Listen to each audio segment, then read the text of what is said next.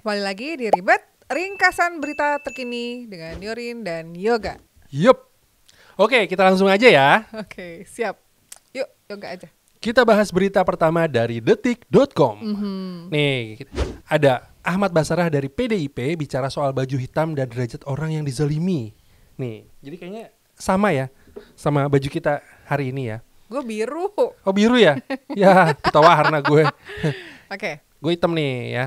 Jadi gini, alasan pakai kemeja hitam itu adalah sebuah simbol kedukaan terhadap proses demokratisasi di Indonesia.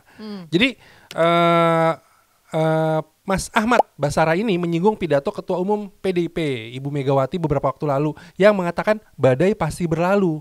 Jadi katanya nih ya, sebagai seorang Muslim, kalau misalkan dia dizolimi, itu tandanya akan dinaikkan derajatnya. Jadi dia percaya kalau saat ini sedang dizolimi dan yakin ini pasti derajatnya akan dinaikkan gitu. Emang pertanyaan gue nih, emang PDIP lagi dizolimi ya, Len?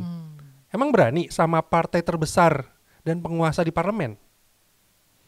Gue nggak tahu ya mereka lagi dizolimi atau enggak. Tapi menurut gue sih harusnya ya partai PDI Perjuangan ini adalah partai terbesar pada saat ini ya. Tidak sepatutnya untuk playing victim sebenarnya menurut gue gitu ya. Kalau maksudnya harusnya mereka kan merasa sebagai partai yang paling nasionalis gitu ya, paling paham sejarah dan lain-lain. Harusnya sih nggak harusnya bersikap seperti itu ya, menurut gue ya, nggak perlu gitu. Dan kedua, kalau masalah kalaupun dizolimi, gue mungkin punya konsep yang mungkin gak sama dengan banyak orang gitu. Gimana tuh? Karena faktanya adalah di dunia ini banyak banget orang-orang yang terzolimi. Misalnya korban perang, ya kan? Orang-orang yang terjajah, teraniaya, tersiksa. Bahkan mungkin anak-anak yang di abuse, sexual abuse, karena mereka terzolimi gitu. Dan seringkali tidak mendapatkan keadilan juga gitu. Jadi menurut gue sih ya gak usah ger-ger amat juga gitu. Emang belum tentu terzolimi terus bakal keangkat juga. Kalau ngomongin ini ya soal playing victim, memang masih laku ya dijual ya? Kalau sekarang ini playing victim gitu masih laku gak sih? Enggak sih, yang ada sebenarnya enek sih lama-lama menurut gue ya gitu. Dan tapi gini, kalau kita melihat dari Pak Ahmad Basarah ini gitu, beliau ini kalau misalnya memang mau memperlihatkan sesuatu yang lain gitu ya, mungkin itu adalah satu reaksi tegas atau mungkin reaksi beliau lah terhadap apa yang terjadi dengan demokrasi Indonesia.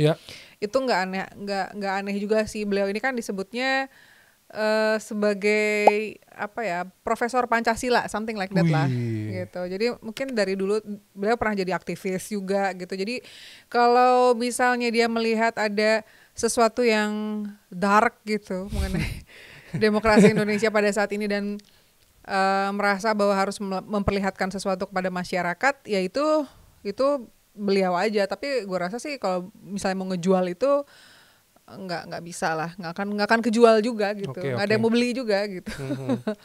Tapi ngomong-ngomong bagus juga sih, kalau biasa kan orang sering ngelihatnya pakai merah-merah udah biasa lah ya, kayak pakai hitam-hitam bagus kok gitu kan, kenapa enggak gitu? Kalau gue sih biasanya pakai hitam-hitam biar kelihatan langsing nggak? Oh gitu, iya. Kalau gue yakin ya di pemilu ini mudah-mudahan ya PDIP nggak berharap langsing dalam sisi jumlah suaranya, tetap berharap gemuk, ya kan? Duitnya nggak tahu, saya bukan bendara umum.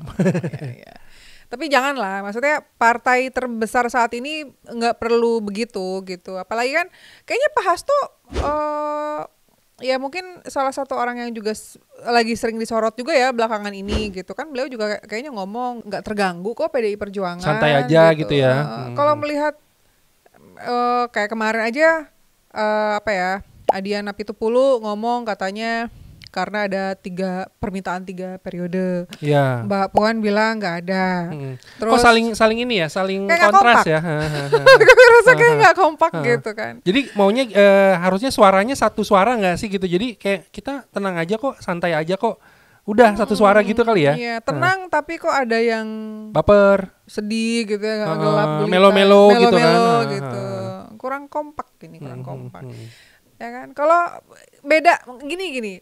ini sebenarnya banyak banget yang bertanya gitu, kenapa kita nggak pernah ngangkat Pak Prabowo? Karena memang kayaknya nggak ada berita tentang beliau ya.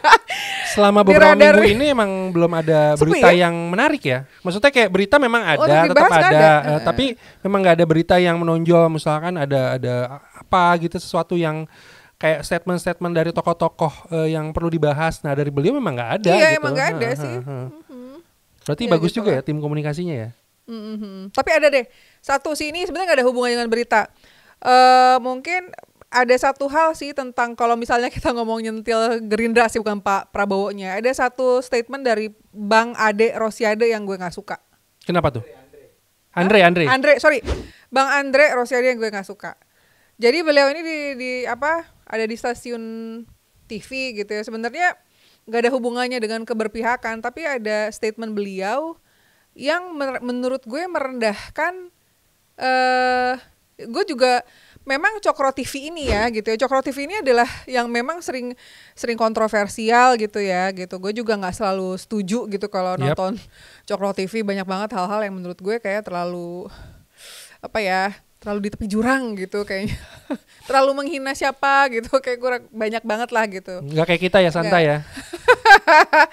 Tapi gitu ada statement dari Bang Andre Rosiade yang menurut gue sangat merendahkan TV-TV seperti, gue tidak ngomong Cokro TV secara khusus ya, tapi beliau ini seperti merendahkan TV-TV kita yang seperti ini yang ada di YouTube gitu. Karena waktu itu dia lagi di interview sama salah satu TV, gue sebut saja lah di TV One. Terus beliau ini menunjuk Mas Eko Kuntadi gitu ya. Terus bilang ini tuh bukan Cokro TV, ini tuh TV One loh gitu. As if Cokro TV dan TV-TV yang seperti ini tuh seperti kayak nggak penting gitu. Beda level ya. Iya. Memang nggak ada hubungannya sih, tapi ini buat notes aja gitu ya. Kayak gitu-gitu tuh gue perhatiin banget sih, dan I don't like that. Gitu, ini kayak merendahkan kami ini. Hati-hati loh, TV-TV yang ada YouTube ini adalah TV-TV kecil penggerak massa. So be careful. Bener nggak? Ngeri. Iya. Tepuk tangan. Jadi Bang Andre Rosiade, be careful with your mouth, okay? It's not nice. Bang, nanti diundang loh sama Yorin. Udah pernah. Oh, udah pernah. Sombong kamu datang. Oke, kita lanjut ke berita kedua. Oke. Berita kedua kita bahas dari Golkar aja. Dilansir dari detik.com, Golkar buka pintu ke Gibran. Semua akan indah pada waktunya. Nah ini, Masinton PDI Perjuangan, Gibran otomatis bukan lagi kader PDI Perjuangan. Usai jadi cawapres. Oh, kata dia gitu ya? Prabowo. Lalu Ketua DPP Golkar Dave Laksono bilang, kita selalu terbuka untuk siapapun yang ingin bergabung dan berkarya bersama Golkar. Nah, menurut lo gimana gak? Peluang Gibran gabung sama partai lain di luar PDIP, misalkan kayak Golkar nih gitu kan, kan menurut gue masih 50-50 deh, masih kecil banget deh. Karena ya kalau misalkan dari sisi Golkar contohnya gitu ya, Golkar sih bakalan seneng banget dong kalau Gibran gabung ke partai mereka gitu. Tapi dari PDIP gitu kan, ya pasti akan nggak serta-merta melepaskan rela gitu aja, karena kan bakalan ngefek juga di rahian suara mereka. Contohnya apa, di Jateng gitu kan, pasti ngaruh gitu. Jadi kayak nggak bakal segampang itulah siapa namanya ya, Gibran dibiarin terserah kemana aja. Buktinya sampai saat ini nggak dipecat-pecat ya kan. Terus ada juga statement gitu kan yang bilang kalau kita nggak bakal mencat, tapi kita tunggu itikat baiknya. Nah itu kan aneh ya gitu, maksudnya kayak yang benar tuh gimana sih kalau misalkan ada seseorang kader ya kan yang sudah menyatakan diri menjadi bukan ngedukung tokoh lain loh, udah bukan levelnya, udah bukan mendukung, tapi sudah menjadi cawapres dari partai lain. Nah kebijakannya tuh gimana gitu loh, ya kan? Pasti orang penasaran nih, konstituen ya kan, masyarakat, kebijakannya kayak gimana sih yang benar gitu kan? Apa disayang banget nih Mas Gibran sama PDIP jadi nggak dipecat-pecat ya kan? Ya kan kita nggak tahu komentar-komentar orang gimana gitu loh, ya kan? Kalau melihat dari sisi partainya, pasti kan yang namanya partai, kecuali PSI ya, gue pernah denger kalau PSI itu kemarin kayaknya kalau nggak salah waktu gue ngobrol sama Siapa ya? No, bukan Valdo. Ya, sama Dede Uki. Jadi kalau PSI itu boleh memilih sesuai suara hatinya. Oh, dibebaskan. Tapi untuk PDI Perjuangan sendiri yang gue tahu ya gitu, itu harus satu suara dengan Bu Ketum gitu, dengan beda ketua sedikit. umumnya. Kalau beda berarti apa? Kalau beda ya berarti gue nggak tahu, ya nggak ada hukuman juga gitu, misalnya dicambuk gitu. Iya. Dicubitin ya kan? Iya, tapi itu adalah salah satu ini ya, ADRT-nya memang harus satu suara dengan Bu Ketum. Kalaupun mungkin istilahnya kalau misalnya nggak punya suara lain ya mungkin nggak sepatutnya disampaikan secara publik ya. Jadi diem-diem aja gitu ya? Pasti diem-diem aja, dan gue cukup yakin kok dari setiap partai pasti ada aja yang membelot gitu ya. Pasti. Pasti ada kan gitu. Kalau Mas Gibran sendiri, kalau kita melihat kita gak usah ngomong dari PDI Perjuangannya dulu. Kalau Mas Gibrannya sendiri mungkin gak sih beliau tidak sedikit pun juga mengeluarkan statement apakah masih ada di PDI Perjuangan atau tidak, karena beliau memang cuman mau bikin PDI Perjuangan deg-degan. Cuma bikin deg-degan doang gitu ya. Ya, tapi nggak mau keluar gitu kan? Nggak mau keluar gitu. Udah biarin aja deh, biar seru aja gitu. Biar seru aja. Iya. Kan mungkin aja sebenarnya kan gitu ya nggak sih. Kalau misalnya ya lagi-lagi nggak bisa disamain sama, kan kita sempat bahas ya. Kalau misalnya disamain sama Mas Budiman Sujatmiko, langsung dipecat. Itu kan nggak mungkin karena kan tidak ada komunikasi. Kalau Mas Gibran mungkin karena beliau pernah komunikasi, terus caranya masih masih ada Kula nuwun. Ya gitu ke Mbak Puan dan lain-lain, ya mungkin itulah yang bikin, walaupun Pak Hasto bilang itu adalah otomatis sudah keluar ya, I don't know. Gitu. Kita sebenarnya yang perlu ditanya tuh dari Mas Gibrannya sih gitu. Nggak tahu kayak media nggak ada yang nanya ya, ada nggak sih media nanya Mas Gibran? PDI yang ngasih statement terus. Efek Rudi kayak gitu-gitu. Iya ya, Mas Gibrannya nggak pernah. Iya, Mas Gibrannya nggak pernah memberikan statement apakah beliau masih di PDI Perjuangan atau tidak. Santai aja ya dia. Iya. Ya kita lihatlah apakah beliau masuk Golkar atau enggak. Atau mungkin perlu kita undang, ya kan, ke Geolive wawancara. Amin. Mudah-mudahan mau. Datang langsung Mas Gibran. Tapi ada berita dari Kaisang kan yang bilang, ya kalau nggak Golkar, PSI juga boleh. Gitu. Gitu daripada jauh-jauh ke partai orang lain, mendingan ke partai adenya sendiri, iya nggak sih? Kalau gue justru mendingan enggak. Kenapa enggak ke PSI? Biar rame aja sekalian gitu, jangan di PSI juga. Oh, biar nyebar. Jadi biar kekuasaan, kekuatan ya kan. Gak usah tanggung-tanggung. Menyebar rata. Betul. Gitu ya kan. Iya, bagus. Ide bagus. Ya nggak apa-apa lah. Justru daripada satu keluarga satu partai mendingan ngumpul gitu ya kan. Pisah-pisah biar seru kan sebenarnya, bagi-bagi gitu. Jadi siapapun yang menang dia ada di situ. Nggak apa-apa lah. Fair kok menurut saya mah. Gak ada garuhnya juga. Oke, kalau gitu kita lihat apakah beliau pindah ke partai lain atau akan jomblo atau bikin partai lagi sendiri. Nggak mungkin ya? Nggak sih, kayaknya nggak mungkin. Ya. Oke, kita lanjut 3 aja gak? Oke, kita lanjut ke berita ketiga, yaitu kita akan ngebahas dari CNN Indonesia. Nah, ini ada suatu kejadian, Len. Geger mayat ayah dan anak membusuk di dalam rumah di daerah Koja, Jakarta Utara. Polisi olah TKP. Jadi ini awalnya nih ya, kasus ini itu gara-gara warga nyium aroma nggak sedap, ya kan? Terus dia melaporkan ke petugas di sana. Nah, ini di sana ditemuin mayat seorang ayah berusia 50 tahun dan ada anak balita berusia 2 tahun. Nah, yang anehnya ya kan, ternyata setelah update berita ini ya, ada proses otopsi, mereka tuh jarak kematiannya berbeda. Jadi si bapak ini sudah 10 hari meninggal ya kan, dan si anak ini baru 3 hari. Jadi ada jarak sekitar seminggu.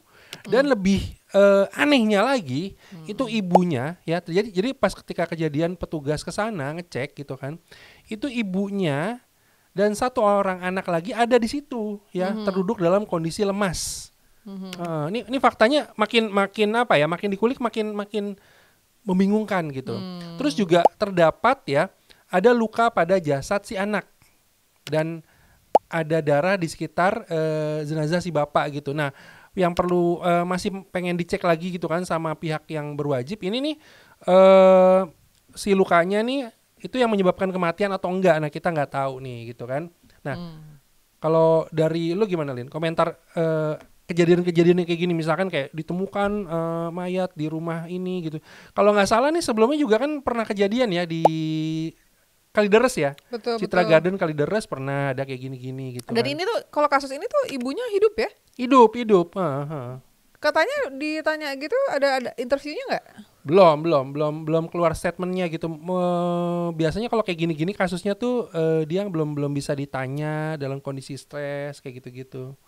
Nggak mungkin langsung statement panjang lebar gitu kayak orang doorstop gitu, nggak mungkin. Karena gue belum terlalu banyak mengulik berita ini, gue akan bertanya ke lu aja kayak nge-interview gitu. Ya. Sejauh ini sudah. Jangan dong. Oh jangan. Kondisi ibunya gimana yang lo tahu?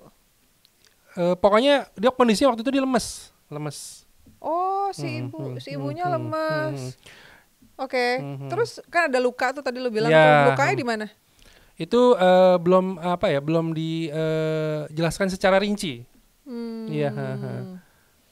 Tapi serem juga ya kalau banyak kayak gini. Kelihatannya lagi-lagi mohon maaf ya, gue belum terlalu mengikuti berita ini. Tapi kondisi keuangannya, ekonomi seperti apa rumahnya? Nah, kalau kondisi keuangan sih nggak tahu gitu kan. Cuman gitu kalau dari dilihat dari kondisi rumah itu kayak rumah yang tidak berpenghuni, Lin. Jadi kayak depannya itu berantakan. Jadi kalau misalkan kita ngelihat nih warga lewat depan rumahnya, itu nggak akan nyangka bahwa di dalamnya ada orang karena jadi kayak rumah-rumah yang yang terlantar gitu. Ternyata di dalamnya ada orang gitu. Tapi pada merhatiin nggak sih banyak banget belakangan tuh berita-berita ya yang kayak ternyata si bapaknya tuh tinggal sendiri, rumahnya udah rusak, gitu nggak sih? Seorang ibu tinggal sendiri di rumah mewah, gitu. Kayaknya rata-rata sih mereka karena stres ya, gitu. Ya nggak sih? Iya, jadi kayak udah biasanya gini, kasusnya tuh entah ada suatu terjadi masalah di dirinya gitu kan, entah stres karena suatu kasus dan nggak ada orang atau sosok lain yang buat diajak ngobrol, curhat kayak gitu-gitu. Semua dipendem sendiri gitu dan udah gitu entah kejadiannya apa di rumah itu, warga juga nggak gitu terlalu peduli karena emang biasanya kondisi rumah kayak gitu tuh ditutup rapet kan biasanya kan, kekunci rapet gitu. Dan orang juga nyangkanya tuh emang nggak ada orang di dalam rumahnya gitu. Kalau nggak salah peristiwa yang terjadi di Kalideres juga gitu kan, rumahnya tuh kayak ketutup gitu berbulan-bulan tuh warga tuh nggak tahu ternyata ada orang di rumah ini gitu. Kasusnya tuh mirip-mirip gitu loh. Yang gue bisa perhatikan dari berita ini sebenarnya bikin gue sedih adalah betapa masyarakat Indonesia ini terlalu terfokus pada apa yang ada di media sosial, gak? Mereka peduli dengan kejadian di luar negeri. Yeah. Mereka terlalu heboh dengan dengan berita politik, kondisi politik saat ini, bela Pak Anies, bela Pak Prabowo, bela Pak Ganjar, fokus ke tokoh ya kan, fokus ke inu, tapi ke tetangga sendiri, ke saudara sendiri, ke teman sendiri itu seringkali mereka nggak peduli gitu. Dan menurut gue kenapa hal-hal ini sering terjadi karena tetangganya mungkin tidak bergerak, tidak sepeduli itu juga gitu. Masa sih nggak sampai, atau mungkin RT-nya kan tuh udah pasti ada ketua RT-nya. Biasanya gitu. Kalau RT itu kan ini ya, ada iuran bulanan kan ya kan. Kalau di klaster-klaster perumahan itu biasanya kan ada IPL ya kan, iuran pengelolaan lingkungan gitu. Nah di daerah perumahan ini ketika ada rumah kayak gitu tuh kan maksudnya RT RW juga ngecek ya, ini rumah ini kondisinya gimana, kosong apa enggak ya kan. Harusnya sih kayak gitu. Dan kenapa ini terjadi di kota-kota besar gitu. Kalau di kayak pedesaan, di daerah di kota-kota kecil kan orangnya lebih ini ya, lebih lebih akrab ya kan, lebih deket gitu. Jadi kayak ada sesuatu kejadian yang kayak gini nih kayak kemungkinan kecil deh kalau di desa-desa, di kota-kota kecil, ya nggak sih, Lin? Kecenderungannya terjadi di kota besar gitu, kayak di Jakarta gitu kan. Cuek-cuekan gitu ya. Gitu kan. Sedih sih sebenarnya. Nih, contoh ini ya. Ya. Sama tetangga kanan kiri depan belakang itu kita belum tentu selalu ketemu loh, iya kan? Iya betul. Iya kan? Sebenarnya gue juga tipe yang nggak terlalu bergaul dengan orang sih sebenarnya, gak. Dengan makhluk halus. Gue tuh biasanya ngobrolnya sama cermin gitu. Oh Hai, gitu, halo. iya. Kaca di rautan ya. Tapi bener dong, ini kan terjadi karena ketidakpedulian lingkungan pasti. Iya, fenomena gitu, sosialnya sih kurang lebih kayak gitu kan. Ya, bukan berarti semua orang juga pasti kadang lupa karena punya masalah sendiri-sendiri. I'm pretty sure ya gitu. Tapi how come lo lebih peduli dengan dunia luas daripada orang-orang di sekitar lo sendiri? Itu yang bikin gue nggak ngerti gitu. Iya. Ya nggak sih? Ya mudah-mudahan ini adalah sebenarnya berita-berita seperti ini tuh harusnya menjadi sentilan buat para ini ketua RT menurut gue. Kirain udah mau buat apa gitu. Sekali-sekali kita kan nyalain presiden, nyalahin DPR gitu, nyalain ketua RT, partai gitu ketua kan. RT kita salahin. Iya. Kalau ketua partai sering disenggol ya kan, ketua RT belum dan ya kan. Dan satpam komplek menurut Iya. gue ya enggak sih. Dan kalau memang ternyata itu rumahnya kelihatan seperti tidak terurus, padahal sebenarnya mungkin mereka tetap setor apa? IPL. IPL. Itu berarti ada masalah benar-benar di sistem ininya apa? Lingkungannya menurut gue gitu ya. Jadi kalau gue tiba-tiba diem tuh kalian harus nanya, Yorin nggak apa-apa gitu. Udah makan belum rasain gitu. Iya.